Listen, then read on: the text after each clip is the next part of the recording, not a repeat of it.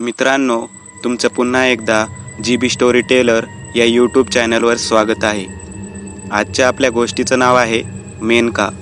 पण गोष्ट सुरू करण्याआधी जर कोणी या चॅनलवर पहिल्यांदाच आलेले असाल तर त्यांनी ह्या चॅनलला सबस्क्राईब करायला विसरू नका.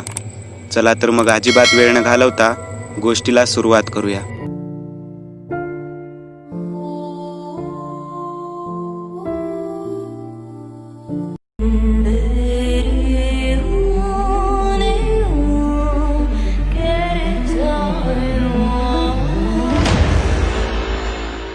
हे बघा, तुम्ही स्वतःला सावरायला हवं. आम्ही आमचे प्रयत्न करतोय. रिपोर्ट येतीलच इतक्यात. एका वातानुकूलित केबिनमध्ये बसलेले ते वयस्कर इसम तिला समजावत होते.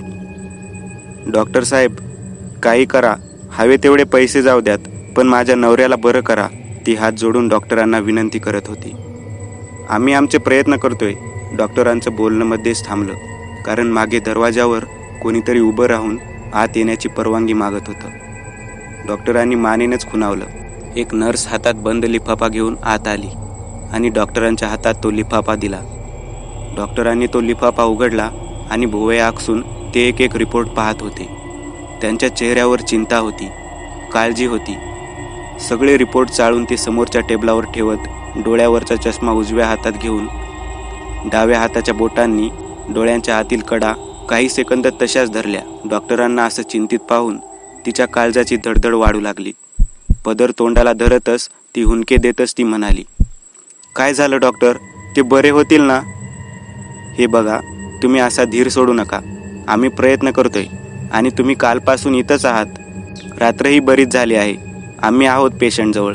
तुम्हाला विश्रांतीची गरज आहे. आपण उद्या बोलू. मेनका डॉक्टरांच्या कॅबिनमधून बाहेर पडली. तसे डॉक्टर त्या नर्सला काहीतरी सांगताना तिनं काचेतून पाहिलं. ती तशीच वरांड्यातून चालत काही अंतरावर असलेल्या ICU रूमजवळ आली. दरवाजावर लावलेल्या काचेतून तिने आत पाहिलं तर तो अजून बेशुद्ध होता. त्याच्याकडे पाहत तिला त्याचं ते रडणं, ओरडणं, किंचाळणं, वेदनांनी टाहो फोडणं सारं काही नजरेवर येऊ लागलं. आता तो बेशुद्ध होता कारण डॉक्टरांनीच त्याला बेशुद्धीचं औषध दिलं होतं. कारण शुद्धीवर येताच पुन्हा त्याचा तो हृदय पिळवटून टाकणारा आक्रोश सुरू व्हायचा. तिचा नवरा हॉस्पिटलच्या बेडवर पडला होता आणि त्याला काय होते याचं निदानही लागत नव्हतं. होय, जरी डॉक्टर सांगत नसले तरी तिला ते समजत होतं. तिला आता अश्रू अनावर झाले. तोंडाला पदर लावूनच ती हॉस्पिटलमधून बाहेर पडली. आपल्या आलिशान मोटारीतून ती घरी येत होती. रात्रीचे साधारण 11-11:30 झाले असतील. शहराच्या दगदगीपासून थोडं दूर असणाऱ्या त्या आलिशान बंगल्याच्या गेटजवळ तिची मोटार येऊन थांबली. तसं मावशीने घाईघाईतच गेट उघडलं. पोर्चमध्ये काही आलिशान मोटारी दिमाखात उभ्या होत्या. आपली मोटार पोर्चमधील एका मोटारी मागे लावून चालत बंगल्याच्या आवारातील त्या गवतावर ठेवलेल्या खुर्चीत बसली. 2 दिवस हॉस्पिटलमध्ये जीव थकून गेलेला. मालकीनबाई, आता कशी आहे साहेबांची तब्येत? मावशी काळजीने विचारू लागली. बंगल्यांची देखभाल, स्वच्छता आणि इतर कामे करण्यासाठी बंगल्याच्या गेटजवळ एक छोटीशी खोली त्यांना राहायला दिली होती. मालकीनबाई, तुमचं कसला तरी पार्सल आलंय काल. थांबा, आणते. एवढं बोलून मावशी आपल्या खोलीच्या दिशेने जाऊ लागल्या. मोठा प्रशस्त बंगला होता. कडेने साधारण 4 फूट उंच असणाऱ्या कंपाऊंडच्या भिंतीवर ठराविक अंतरावर मंद पांढरा प्रकाश देणाऱ्या दिव्यांनी परिसर अगदी मनाला लुभावणारा भासत होता. बंगल्यासमोरच्या रस्त्यावरून जाणाऱ्या प्रत्येकाला भुरळ घालेल असं देखणं रूपड असणारा तो बंगला. अशा या आपल्या आलिशान बंगल्याच्या आवारातील लहानशा बागेतील हिरव्यागार गवतावर ठेवलेल्या पांढरट रंगाच्या आराम खुर्चीत ती डोळे मिटून बसली होती. समोर टेबलवर 1-2 पुस्तकं ठेवलेली होती. तिला पुस्तक वाचायला खूप आवडत. या एकांतात ही पुस्तकच तिची सोबती होती. मालकीनबाई, मालू मावशी हातात कसलंसं पार्सल घेऊन आली होती. मेनका डोळे उघडून तिच्याकडं पाहू लागली. बोला ना मावशी, हे पार्सल आलेलं. तुम्ही कालपासून हॉस्पिटलमध्ये होता, त्यामुळे द्यायचं राहून गेलं. मावशी, आज थंडी खूप आहे हो, जरा आग पेटवा. पुस्तक हातात घेत मेनका मावशीला म्हणाली आणि लगेच मावशी छोटी लाकडं काटक्या एकत्र करू लागल्या. त्या पार्सलवर लावलेला कागद उघडू लागली. चरचर आवाज करत वर चिकटवलेला चिकट टेप काढला. आत एक पुस्तक होतं. मेनका, एक रहस्यकथा. पुस्तकावरच ते एका स्त्रीच्या हातांनी रेखाटलेलं चित्र पाहत ते पुस्तक समोरच्या टेबलावर ठेवत आपला मोबाईल त्या पुस्तकावर ठेवला आणि शून्यात पाहत तशीच विचार करत बसली. आज तिचं कशातच लक्ष लागत नव्हतं. आपल्या पदराखाली झाकून ठेवलेल्या बंद मुठीत काहीतरी घट्ट आवळून धरलं होतं. एका गर्भश्रीमंत घराण्यात वाढलेली ती मेनकेसारखीच देखणी होतीच, तर नावही मेनकाच होतं. तिच्या नितळ गोऱ्या गालांसोबत लाडकी चाळा करणाऱ्या लांब काळ्याभोर केसांच्या बटा पाहून कोणीही पुरुष अगदी सहज घायाळ होई. तिच्या निळसर डोळ्यात एक वेगळीच आदा होती. 2 वर्षापूर्वी तिचं लग्न झालं होतं आणि ज्यांच्यासोबत घरच्यांनी लग्न लावून दिलं तोही तसाच गर्भश्रीमंत. मनोज, तिचा नवरा, आईवडिलांचा एकुलता एक, त्यामुळे फारच बिघडलेला. सारी सुख अगदी पायाशी तिच्या लोळण घेत होती. पण पुरुष सत्ताक असलेल्या तिच्या सासरी ती एक सोन्यानं मडवलेली बाहुली होती. हो, बाहुलीच. नटवावे, सजवावे, आंजरावे, गोजरावे, कुरवाळावे, मुरगळावे, कुस्करावे, चिरडावे, आणि हे करत असताना तिने मात्र कसलीच प्रतिक्रिया देऊ नये. जे होईल ते सहन करावं. तिच्यातील साऱ्या संवेदना, आशा, आकांक्षा सारं काही मावळलं होतं. तिचे डोळे बंद होते, पण उघडणाऱ्या आसवांना त्या बंद पापण्यांची कवाडं बंद घालू शकत नव्हती. हॉस्पिटलच्या बेडवर पडलेला तिचा पॅरालाइज झालेला नवरा, जो उभा असताना पण कधी तिला सुख देऊ शकला नाही, आणि आता तर धरणीला खिळल्यानंतर कुठलं सुख, काय आयुष्य देवानं वाढून ठेवलंय, या विचारानेच ती तासनतास एकांतात अश्रूंना वाट करून द्यायची. तिचा जीव अगदी त्रासून गेला होता. नितळ गोऱ्या अंगावर ते ठिकठिकाणी दिसणारे काळसर चट्टे तिची सारी व्यवस्था सांगत होते. ते काळे डाग जन्मजात नसले तरी शरीरावर उमटलेल्या त्या प्रत्येक डागाची एक कहाणी होती. कधी पाठीवर, कधी गळ्यावर, तर कधी डोळे मिटून ती शांत बसली होती. तिला सारं काही आठवत होतं. मनोज उंच, देखणा, शरीरानं अगदी मजबूत, अगदी तिला शोभेल असा. पण लग्नानंतर काही दिवसातच तिला त्याचा स्वभाव समजू लागला. कामाचं निमित्त सांगून रात्र बाहेर राहणं मनोजसाठी नवीन नव्हतं, पण लहान सहान गोष्टीवरूनही तो तिच्यावर हात उचलू लागला होता. पण लग्नाच्या पहिल्याच वाढदिवसाला कहर झाला. ती छान पिवळसर रंगाची साडी नेसलेली, त्यात शुभ्र मोगऱ्याचा गजरा आपल्या काळ्याभोर केसात घातलेला, मनोजची वाट पाहत बसली होती. तो आला. रात्रीचा 1 वाजला असेल. इतका प्यायलेला की त्याला नीट उभंही राहता येत नव्हतं. काही न बोलता ती उठली आणि जेवणाचं ताट लावत होती. तोच पाण्याचा ग्लासला धक्का लागला तसं त्यातलं थोडं पाणी मनोजच्या अंगावर उडालं. त्याला इतका संताप आला की कमरेचा पट्टा तुटला तरी तो आपल्या बायकोला मारत होता. कसाई बकरी कापताना जशी ती मुकी जनावर ओरडतात, किंचाळतात, तशीच मेनका ओरडत होती.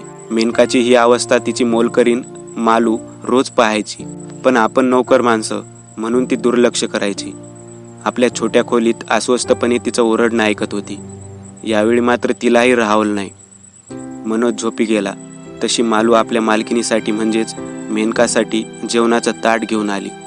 मालकीनबाई, मला ठाऊक आहे तुम्ही पण काही खाल्लेलं नाही, वाईज खाऊन घ्या.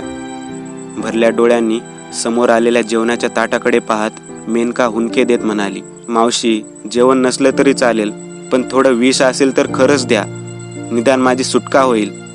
तू कितीही प्रयत्न कर, पण तू आत्महत्या करू शकणार नाहीस की नवऱ्याला सोडूनही जाणार नाहीस. तुझी सुटका यातून होणारच नाही. मावशीचं हे उद्गार ऐकून ती सुन्नत झाली. असा का श्राप देताय मला? चला सांगते. एवढं बोलून मावशी तिला घेऊन बंगल्याच्या बाहेर आली. तिला काहीच समजेनासं झालेलं. मनात विचारांचं घोंगवणारं वादळ घेऊन ती मावशीच्या मागे चालू लागली. काही वेळातच त्या बंगल्याच्या तळघरात पोहोचल्या. मिट्ट काळोख असल्यानं मावशीनं बाजूच्या भिंतीवरचं वाईट बटन दाबलं. जुनं पुरानं विखुरलेलं साहित्य पाहत मेनका चालू लागली. समोर काही अंतरावरच एक जुनं लाकडी कपाट होतं. मावशीनं आवाज न करता हळुवारपणे त्या कपाटाचं दार उघडलं आणि मेनका त्या कपाटात डोकावली. भोवया आकसून ती सारं पाहत होती, पण तिला काही समजेना. तिनं आपल्या मोबाईलचा टॉर्च सुरू केला आणि समोर धरला. तशी तिची बोबडीच वळली. तिचा आपल्या डोळ्यांवर विश्वास बसत नव्हता. हे कसं शक्य आहे? मावशीनं कपाटाचा दरवाजा बंद केला आणि दोघी तिथून बाहेर पडल्या. ती बेडवर पडली होती, पण डोक्यात विचाराचं काहूर माजलेलं. एक भयान वास्तव तिच्या समोर आले वासून उभं होतं. पण मावशीने तिला उपायही सांगितलेला आणि त्यासाठी मेनकाही तयार झाली. असेच काही दिवस लोटले. मनोज दिवसेंदिवस अधिकच क्रूर वागू लागला. रात्र बाहेर असायचा. रेड लाईट एरियात जाणं त्याच्यासाठी नेहमीचं होतं. पैसे फेकून एखादी कॉल गर्ल हॉटेलवर न्यायची आणि तिच्यासोबत हवं ते करायचं. एकदा एका कॉल गर्लच्या पाठीवर पेटत्या सिगारेटचे चटके दिले आणि तिच्या दलालांनी याला दूध धुतली. हे मेनकाला समजलं. तसा तिला आपल्या नवऱ्याचा तिटकारा वाटू लागला. त्या घटनेनंतर काही दिवसांनी ती घरी आपलं नेहमीचं काम करत होती. तोच हॉस्पिटलमधून फोन आला. नवऱ्याच्या काळजीपोटी ती हॉस्पिटलमध्ये पोहोचली. एक रूम पाहत होती. मनात असंख्य विचार येत होते. पुन्हा कोणाशी मारामारी केली? दारूच्या नशेत कोणाशी भांडण झालं? काय झालं असेल? रूम शोधत होती. तोच एका रूममध्ये तिला आपला नवरा दिसला, बेशुद्ध. डॉक्टर तपासून जात होते. तोच मेनका तोंडाला पदर धरतच म्हणाली, काय झालं डॉक्टर साहेब? पुन्हा भांडण केलं का यांनी? मागे त्याच्याकडे पाहत डॉक्टर म्हणाले, भांडण नाही, पण लॉजवर एका कॉल गर्ल सोबत होता. दारू आणि लैंगिक औषधांचा ओव्हरडोस झालाय, त्यामुळे अर्ध शरीर पॅरालाइज झाले. डॉक्टराचे हे शब्द ऐकून ती जवळजवळ कोसळलीच. एक अंधारलेलं भविष्य तिला समोर दिसत होतं. काही दिवसांनी त्याला हॉस्पिटलमधून घरी आणलं, पण नेहमी बाहेर फिरण्याची सवय असल्यानं त्याचा जीव आपल्या खोलीत गुदमरू लागला आणि सगळा राग, चिडचिड, संताप त्यानं आपल्या बायकोवर काढायला सुरुवात केली. मागच्या 6 महिन्यापासून ती आपल्या या पॅरालाइज झालेल्या नवऱ्याची साथ देत होती. त्याचा प्रत्येक शब्द पाळत होती. पण 2 दिवसापूर्वी जे झालं त्यानं तिचा संयमच सुटला. 2 दिवसापूर्वीची ती घटना. सकाळ झालेली. अंगात थोडी कणकण असल्यानं तिला उठायला थोडा उशीर झाला. अंग फारच ठणकत होतं. त्यात रात्री अपरात्री पॅरालाइज झालेल्या नवऱ्याच्या हाकेला वरचेवर जागं व्हावं लागायचं. कदाचित त्यामुळेच सकाळी तिला जाग आली नाही. नवरा मात्र बाजूच्या आराम खुर्चीत बसून दारूचा एक घोट रिचवत बेडवर शांत झोपलेल्या आपल्या बायकोला पाहत होता. 1-2 वेळा त्यानं तिला हाक देखील मारली, पण तापानं तिचं अंग मोडून आलेलं. खिडकीतून बाहेर पाहत त्याने तोंडातली सिगारेट पेटवली आणि एक झुरका घेऊ लागला. एक हात निकामी असल्यानं हातातील सिगारेट टेबलवर ठेवलेल्या गोल्ड ट्रेमध्ये ठेवली आणि हळूहळू उभं राहत बेडवर तिच्या जवळ येऊन बसला. टेबलावरची ती सिगारेट तोंडात घेऊन एक लांब झुरका ओढला आणि हवेत सोडला. दारूची धुंदी आत डोळ्यात उतरत होती. तिचं देखणं रूप पाहत त्याचा हात तिच्या देहावरून फिरू लागला. तिचं अंग तापानं भाजत होतं. या क्षणी तिला कसलीच संवेदना जाणवत नव्हती. नाईट गाऊनच्या नाड्या सोडतच त्याचा हात तिच्या मानेवरून फिरत खाली सरकू लागला, पण तिला अजूनही जाग आली नव्हती. त्यानं ती तोंडात घेतलेली सिगारेट बाहेर काढत सिगारेटच्या टोकावर जमलेली राख तिच्या तोंडावर टाकली. पुन्हा ती सिगारेट तोंडात घेऊन एक झुरका घेतला आणि झटकन ती पेटती सिगारेट तिच्या छातीवरच्या अंतवस्त्रावर ठेवून तिथेच कुस्करली. तसा सिगारेटवरचा तो लाल निखारा टेरिकॉटचा कापड जाळत खाली तिच्या नाजूक त्वचेपर्यंत पोहोचला. त्वचा जळू लागली. तशी शरीरात उठलेल्या वेदनांनी ती जोरात किंचाळली, पण ती सिगारेट तिथंच ठेवून त्यानं तिचं तोंड दाबून धरलं. बेडवर पडूनच असह्य वेदनाने ती हुंदके देत रडत होती. तिचं तोंड दाबूनच तो तिच्या जवळ जात कानात पुटपुटला, आज खूपच रोमॅन्टिक मूड झालाय. तिच्या डोळ्यातून ओघळणारं पाणी तिच्या केसांमध्ये विरून जाऊ लागलं. शरीरात उठणाऱ्या या वेदना तिच्या डोळ्यात कुणीही सहज पाहू शकलं असतं, पण त्यासाठी हवं असणारं संवेदनशील काळीज तिच्या नवऱ्याकडे नव्हतं. स्वतःची लैंगिक इच्छा वाढवण्यासाठी त्याला गोळ्या औषधं खाण्याची सवय झाली होती. तिच्या होकाराचा अथवा नकाराचा प्रश्नच नव्हता. त्याला हवं होतं बस. अर्ध्या निर्जीव शरीराचं ओझं पेलत तो तिच्यावर आरूढ झाला, आपली कामवासना शमविण्यासाठी. त्याची कामवासना शमली तसं आपलं अर्ध निर्जीव शरीर घेऊन तिच्या अंगावरून बाजूला झाला आणि तसाच पडून राहिला. कपडे सावरत ती उठली. अंगातल्या तापामुळं तिला थंडी वाजून आलेली. एरवी थंड पाण्यात हात घालायला न धजवणारी बाथरूममध्ये शॉवरखाली उभी थंड पाणी अंगावर घेत होती. सिगारेटचा चटका बसलेल्या जागी आता लालसर फोड आलेला. शॉवरमधलं थंड पाणी त्या फोडाची धगधग थोडी कमी करत होतं. त्याच दिवशी रात्री आपल्या बागेतील त्या आराम खुर्चीत ती डोळे बंद करून बसली होती. रोज क्षणभर का होईना ती बाहेर त्या खुर्चीवर बसायची. सकाळी सिगारेटनं जळालेल्या जागी आता दाह होत होता, पण सहन करण्यापलीकडं ती काही करू शकत नव्हती. पण तिनं काहीतरी आपल्या पदराखाली बंद मुठीत गच्च आवळून धरलं होतं. तापाने भाजणाऱ्या अंगातून अक्षरशः वाफा निघत होत्या. तिनं औषध घेतलं नव्हतं आणि घ्यायचंही नव्हतं. तिचा नवरा मात्र बेडरूममधल्या पॉश अशा बेडवर पडूनच बाजूच्या खिडकीतून बाहेर तिला बसलेलं पाहत होता. सकाळपासून मनोजचं डोकं ठणकत होतं. डोक्यावरची गोळी तोंडात घेतली आणि पाणी पिण्यासाठी शेजारी ठेवलेला ग्लास उचलत होता की तो ग्लास जमिनीवर पडला आणि काचा पांढऱ्या शुभ्र फरशीवर तुकड्यांमध्ये विखुरल्या. एव्हाना ती गोळी तोंडात विरघळून संपूर्ण तोंड कडू झालं. आपल्या बायकोला झोडपण्यासाठी इतकं कारण पुरेसं होतं त्याच्यासाठी. तिला असं शांत बसलेलं त्याच्यानं पाहावेल कसं. कसाबसा तो बेडवरून उठला आणि कपाट उघडलं. आत गुंडाळी करून ठेवलेला तो काळा चामड्याचा बेल्ट हातात घेऊन आपल्या बेडरूममधून बाहेर पडला. जसं रक्त डोळ्यात उतरलं होतं. तिनं किंचित डोळे उघडून त्याला आपल्या दिशेने येताना त्याला पाहत होती. आपलं अर्धनिर्जीव शरीर खेचत तो चालत होता. एक हात मनगटातून मुडापलेला, किंचित डाव्या बाजूला सरकलेला तोंडाचा जबडा आणि अर्धवट उघडा डोळा तिच्यावरच रोखला होता. बागेतील गवतावरून आपला डावा पाय खेचत तो काही अंतरावरच होता. तसं त्याला पाहत आपल्या हाताच्या बंद मुठीकडे पाहिलं. तसं भयंकर संतापानं त्यानं हातातला चमड्याचा बेल्ट तिच्यावर उगारला आणि तो पाहून ती मंद हसली. सारं काही संपलंय आता. आज मी शेवट केला तुझ्या नरक यातनेतून. आज मी मुक्त झाले. मुक्त? त्यासाठी तुला जीव द्यावा लागेल. बोलतच तो समोर उभा राहिला. हो, मला माहीत आहे. एवढं बोलून ती पुन्हा मंद हसली. तो प्रश्नार्थी नजरेने तिच्याकडे पाहतच होता की पदराखालून तिनं आपला हात बाहेर काढला. त्यानं थोडं निरखून पाहिलं आणि पुरता हादरून गेला. हातातील बेल्ट कधी जमिनीवर पडला हे त्याचं त्याला देखील समजलं नाही. धडधडत्या काळजानं तसाच तो मागे सरकला. आपलं शरीर ओढतच तो आपल्या बेडरूममध्ये येत दरवाजा आतून नीट बंद करून घेतला. आतापर्यंत त्याचं सर्वांग घामानं भिजलं होतं. डोकं अधिकच ठणकायला लागलं. त्यानं समोरच्या त्या काचेच्या खिडकीतून बाहेर पाहिलं. ती अगदी निश्चिंत होती. बागेत त्या आरामखुर्चीत बसून ती जणू मनात म्हणत होती, आता कोणाचा छळ करणार? आता कोणाला सिगारेटचे चटके देणार? कोणासोबत आपली वासना शमवणार? तिची भेदक नजर त्याला सहन होईनाशी झाली. पण आता काय करायचं हा प्रश्न त्याला भेडसावत होता. डोकं अधिकच ठणकत होतं. तोच तोंडातल्या कडवटपणामुळे त्याला उचमळून आलं. उलट्या करतच तो बाथरूममध्ये गेला आणि रात्रभर तो आपल्या बंद खोलीत ओरडत किंचाळत होता. दुसऱ्या दिवशी सकाळी त्याला हॉस्पिटलमध्ये ॲडमिट केलं. डॉक्टर उपचार करत होते पण काही फरक पडत नव्हता. शरीर पोखरावं तशा वेदना होत होत्या. त्या वेदनांनी तो जोरजोरात ओरडायचा, किंचाळायचा. हातात खुपसलेली व्हेनप्लो उपसून टाकून आपले शरीर ओढतच बाहेर जायचा प्रयत्न करायचा. त्यामुळे डॉक्टरांनी त्याला बेशुद्ध अवस्थेतच ठेवलं होतं. कालपासून नवरा हॉस्पिटलमध्ये होता, त्यामुळे तिला थोडं शांत वाटत होतं. हसणं विसरलेल्या तिच्या चेहऱ्यावर आज एक मंद हास्य उमटलं होतं. त्यात एक समाधान झळकत होतं, सुटकेचं. एव्हाना समोर काही लाकडं पेटवून मावशीनं छान आग पेटवली होती.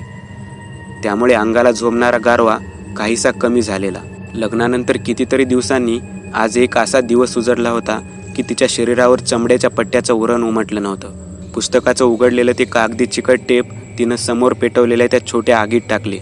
टिपवायवर ठेवलेल्या त्या पुस्तकावर नजर गेली. मेनका शीर्षक तिचंच नाव होतं. हात पुढे करून ती पुस्तक उचलणार तोच त्या पुस्तकावरच ठेवलेल्या मोबाईलची रिंग वाजली. फोन डॉक्टर साहेबांचा होता. हां बोला डॉक्टर साहेब. मेनका मॅडम, एक वाईट बातमी आहे. तिच्या चेहऱ्यावरचा रंग उडाला. डॉक्टर बोलत होते आणि ती मात्र हादरून गेली होती. डॉक्टरांनी फोन ठेवला आणि मेनका अस्वस्थ झाली. मावशी, तिनं आपल्या मोलकरणीला हाक दिली. काय झालं मालकीनबाई? ती धावतच आपल्या खोलीतून बाहेर आली. तिचं अंग शहारून आलं होतं. झालं काय ते तरी सांगा. मनोज. काय झालं साहेबांना? मनोज हॉस्पिटलमधून पळून गेलाय. तो माझा जीव घेणार. आता दया करू नका, नाहीतर स्वतःचा घात करून घ्याल. माहीत आहे ना, कपाटात तुमच्यासारखी दिसणारी ती काळ्या धाग्यांनी जकडून ठेवलेली ती बाहुली. मग जसं सांगितले तसं करा. मालूचं बोलणं ऐकताच तिनं आपल्या पदराखाली झाकून ठेवलेली ती काळी बाहुली बाहेर काढत समोर धरली. ती बाहुली अगदी तिच्या नवऱ्यासारखी म्हणजे मनोजसारखीच दिसत होती. मनोजचा रुमाल तिला गुंडाळला होता. त्या बाहुलीच्या डाव्या बाजूला कितीतरी चमकदार टाचण्या खुपसल्या होत्या आणि अशाच डोक्यातही खुपसलेल्या. मालूने मानेने खुणावताच मेनकानं त्या बाहुलीचं मुंडकं मुरगाळत ताकदीनिशी धडा वेगळं केलं.